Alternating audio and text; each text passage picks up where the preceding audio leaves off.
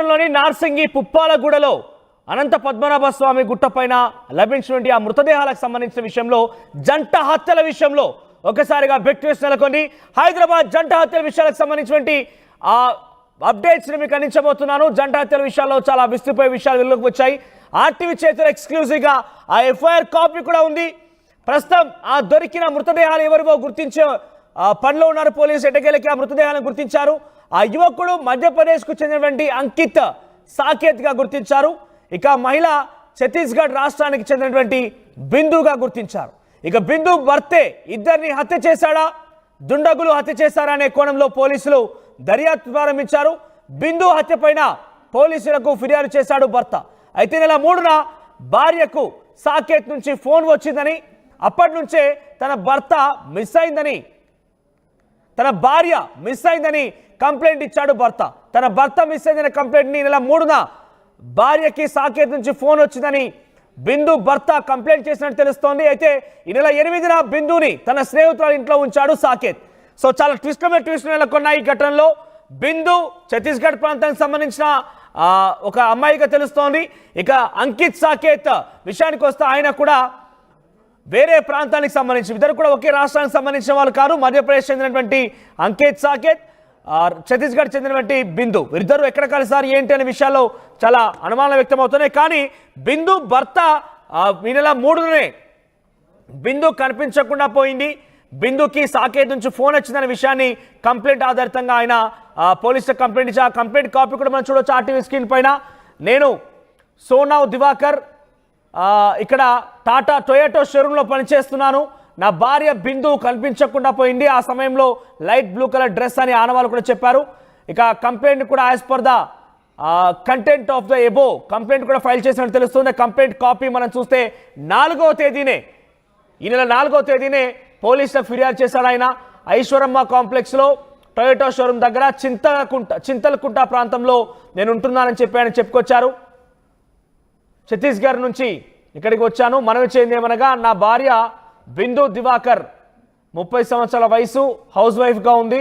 ఈ నెల 3న ఆవిడ 11:30 సమయంలో నా భార్య నేను పనికి వెళ్ళిన నేపథ్యంలో సాకేత్ ఫోన్ చేయడంతో అక్కడి నుంచి వెళ్ళిపోయిందని చెప్పి ఆయన చెప్పుకొచ్చారు. నా భార్య తన ఇంట్లో నుండి వెళ్లే ముందు తరచుగా ఒక వ్యక్తి ఫోన్ నెంబర్కు చేస్తూ ఫోన్ మాట్లాడుతుంది. నాకు అట్టి వ్యక్తి పైన అనుమానంగా ఉందంటూ కూడా ఆయన చెప్పుకొచ్చారు. అయితే ప్రస్తుతం ఈ బిందును కూడా తీసుకొచ్చినటువంటి అంకిత్ సాకేత్ బయటకు తీసుకొచ్చి ఎల్బీ నగర్ ప్రాంతంలో తన మిత్రుడి దగ్గర ఆ బిందు అనే ఆవిడని ఉంచినట్టుగా తెలుస్తుంది. అయితే ప్రస్తుతం ఇద్దరి హత్యకు సంబంధించిన అంశంలో తన భర్తే చేశాడా లేదంటే ఇంకెవరైనా వ్యక్తులు చేశారని కూడా కొంత అనుమానం వ్యక్తమవుతోంది. దీనికి సంబంధించి మా ప్రతినిధి పవన్ మరిన్ని అప్డేట్స్ అందిస్తారు. Yes Pavan, over to you. నార్సింగ్లో జంట హత్యలు.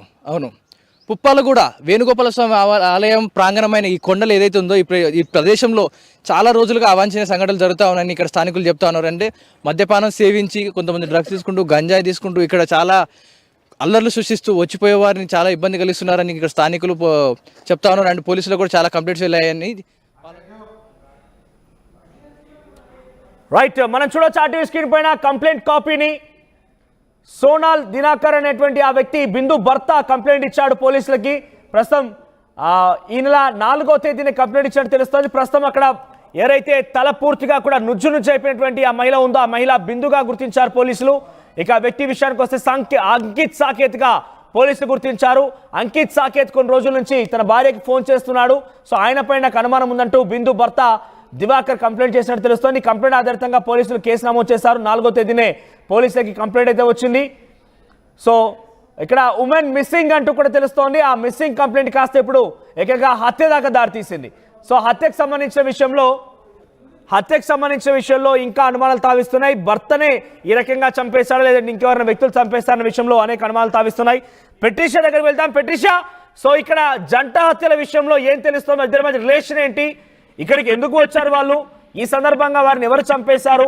భర్తే ఈ రకంగా పన్నాగానికి ఉనిగట్టాడా లేదంటే ఇంకెవరైనా అనుమానాస్పద స్థితిలో ఇతర వ్యక్తులు ఈ రకంగా చంపేశారా? లేక అనేక అనుమానాలు తావిస్తున్నాయి.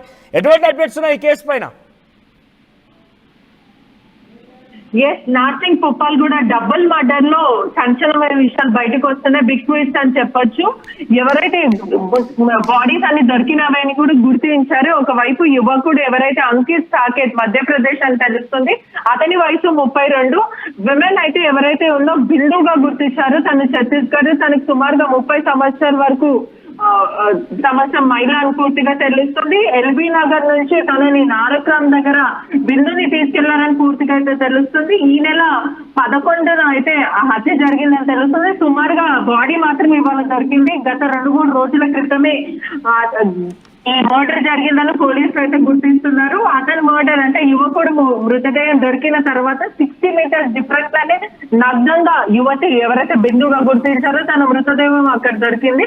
లవర్స్ ఇద్దరిని కూడా గంధతో మోటి మరి అతి దారుణంగా హత్య చేశారు. గుర్తుపట్టకుండా కాల్చి వేయడం కూడా జరిగింది. ఇప్పటికే చూస్తుంటే కూడా మిస్టరీ అయితే వీడుతుందని మొత్తం మీద అయితే చెప్పొచ్చు. ఎందుకంటే 2 కోణాల నుంచి అయితే సమాచారం వస్తుంది. మొదట చూసుకుంటే అయితే మిస్సింగ్ కంప్లీట్ మీద ఆర్టీవీ స్క్రీన్ పైన ఎక్స్క్లూజివ్ గా ఎఫ్ఐఆర్ కాపీ అయితే చూడొచ్చు. ఈ నెల కరెక్ట్ 3rd రోజు అయితే భర్త ఎవరైతే సోను దివాకర్ ఉన్నారో అతను కంప్లైంట్ ఇవ్వడం అయితే జరిగింది. నా భార్య ఇంట్లో నుంచి వెళ్లిపోయింది అంటూ కంప్లైంట్ ఇచ్చారు. క్లియర్ గా బ్లూ శారీ కట్టుకుంది, ఇంట్లో నుంచి ఎవరికి చేయకుండా కుటుంబ సభ్యులకే కానీ నాకు కానీ ఏది కూడా చెప్పలేదు. ఒక అనామల్స్ కాల్ వచ్చింది. ఆ కాల్ వచ్చిన వెంటనే తను చెప్పకుండా ఇంట్లో నుంచి వెళ్ళిపోయిందంటూ వనస్థలిపురం పోలీస్ స్టేషన్ లో కంప్లైంట్ ఇవ్వడం జరిగింది. ఒకవైపు అంకిత్ మరియు బిల్లుకి కూడా గత కొన్ని రోజుల నుంచి కూడా వివాహిత సంబంధం ఉన్నట్టు కూడా ప్రస్తుతం సమాచారం అయితే వస్తుంది. బిల్లుకి కూడా 2 పిల్లలు, అంటే ఆడపిల్లలు 2, ఒక మగ పిల్లడు అని కూడా పూర్తిగా అయితే తెలుస్తుంది.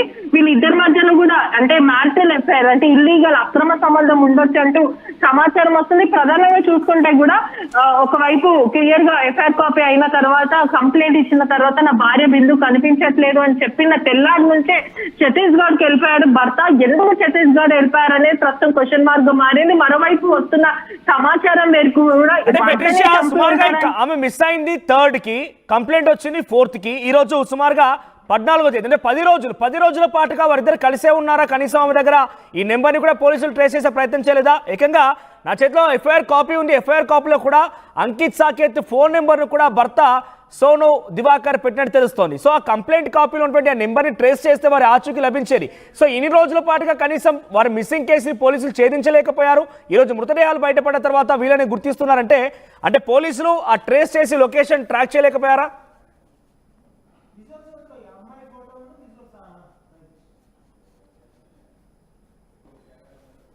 అవి కూడా సుమారుగా 10 రోజులు వస్తున్నప్పటికీ కూడా పోలీసులు ఎందుకు ట్రాక్ చేయలేకపోయారు అనేది కూడా ప్రస్తుతం క్వశ్చన్ మార్క్ అని చెప్పొచ్చు. మరోవైపు చూసుకుంటే కూడా సుమారుగా అతను ఛత్తీస్గఢ్ వెళ్ళిపోయానంటూ చెప్తున్నారు. ప్రస్తుతం నిఘా వర్గాలు మాత్రము హస్బెండ్ మీద అయితే ప్రస్తుతం పోలీసుల ఇంటరాగేషన్స్ అంటే ఇన్వెస్టిగేషన్ భాగంలో అతని మీద నిఘా ఉందని అయితే పూర్తిగా తెలుస్తుంది. మరోవైపు చూసుకుంటే కూడా హస్బెండ్ కి యాంటీగా కొన్ని ఆధారాలు పోలీసులు సేకరించారని మొత్తం మీద తెలుస్తుంది.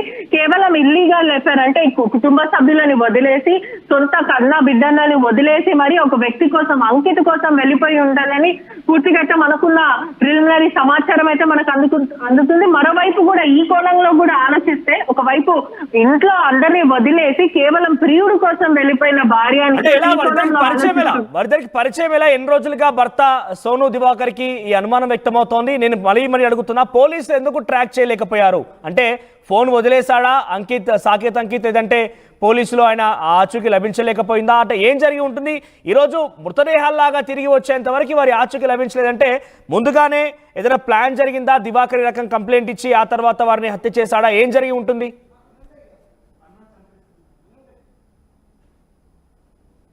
వాసులు వీళ్ళు బ్రతకడానికి బ్రతుకు కోసం ఇక్కడ హైదరాబాద్ రావడం జరిగింది. ఎల్బీ నగర్ లో అతను నివసిస్తూ ఉంటారు. ఈ ఘటన జరిగిన వెంటనే అంటే తను ఏ రోజైతే వెళ్ళిపోయిందో ఆ రోజు నుంచి అతను కనిపించకుండా అంటే కంప్లైంట్ ఇచ్చిన తర్వాత మిస్సింగ్ కంప్లైంట్ అనేది వనస్థలిపురం పోలీస్ స్టేషన్ లో కంప్లైంట్ ఇచ్చిన తర్వాత ఆ తెల్లారి నుంచి అతను ఛత్తీస్గఢ్ వెళ్ళిపోయారు. ఎటువంటి ఫోన్స్ తీసుకోకుండా, ఫోన్ ట్రాకింగ్ చేయకుండా ఇటువంటివి అంటే ఒకవైపు చూసుకుంటే కూడా ఎవిడెన్స్ దొరకకుండా పారిపోయాడా లేకపోతే దీంట్లో బలమైన భగ్నం ఏమైనా ఉందా, భర్తని చంపుంటారా అనేది పూర్తిగా అయితే అనుమానాలు వ్యక్తం అవుతున్నాయి. మనకున్న సమాచారం మేరకు అయితే భర్తనే చంపుంటారంటూ పూర్తిగా సమాచారం తెలుస్తుంది. ఇంకో కోణం నుంచి ఆలోచిస్తే ఆ మహిళ ఎక్కడైతే అతను అంకిత్ చనిపోయిన 60 మీటర్స్ కి దూరంగా నగ్నంగా కనిపించింది. అంటే సెమీ నూడ్ గా ఒకవైపు తన మీద లైంగిక వేధింపులకు ఎవరైనా పాల్పడ్డారా, లేదంటే వీళ్ళిద్దరూ కొంచెం ప్రైవసీ ప్లేస్ లో అక్కడ గుట్టలలో దొరికారు కాబట్టి, అంటే వాళ్ళ మృతదేహాలు అక్కడ దొరికాయి కాబట్టి అక్కడ ఏమైనా మాట్లాడుకోవడానికి వెళ్ళారా, ఆ సమయంలో ఏదన్నా వాళ్ళు ప్రైవేట్ స్పేస్ లో ఉన్న సమయంలో ఎవరైనా గంజాయి తాగేట వాళ్ళు లేదంటే మద్యం సేవించే వాళ్ళు ఆ చుట్టుపక్కల ప్రాంతంలో వస్తుంటారు కాబట్టి ఎవరైనా తన మీద లైంగిక వేధింపులకు పాల్పడిన సమయంలో తను ఒకవేళ నో చెప్పినందుకు ఇటువంటి అరసానికి ఒకవైపు ఇటువంటి దానికి పాల్పడ్డారా అనేది కూడా ప్రస్తుతం ఒక క్వశ్చన్ మార్క్ అయితే మారింది. ఈ రెండు అయితే ప్రధానంగా సొంత భర్తని చంపుంటారంటూ మనకు సమాచారం వస్తుంది. మరోవైపు చూసుకుంటే కూడా నగ్నంగా తను కనిపించింది అక్కడ బండరాయితో అతి దారుణంగా చంపి మోదీ. మరోవైపు చూసుకుంటే అంకిత్ ని అతి క్రూరంగా పొడిచి చంపారంటే ఇదంతా కూడా ఒక గ్రడ్జతో ప్రధానంగా చేసి ఉంటారంటూ కూడా మొత్తం మీద సమాచారం తెలుస్తుంది. పోలీసులు మాత్రం దర్యాప్తు కొనసాగుతుంది అని పూర్తిగా అయితే చెప్పొచ్చు. Right Patricia.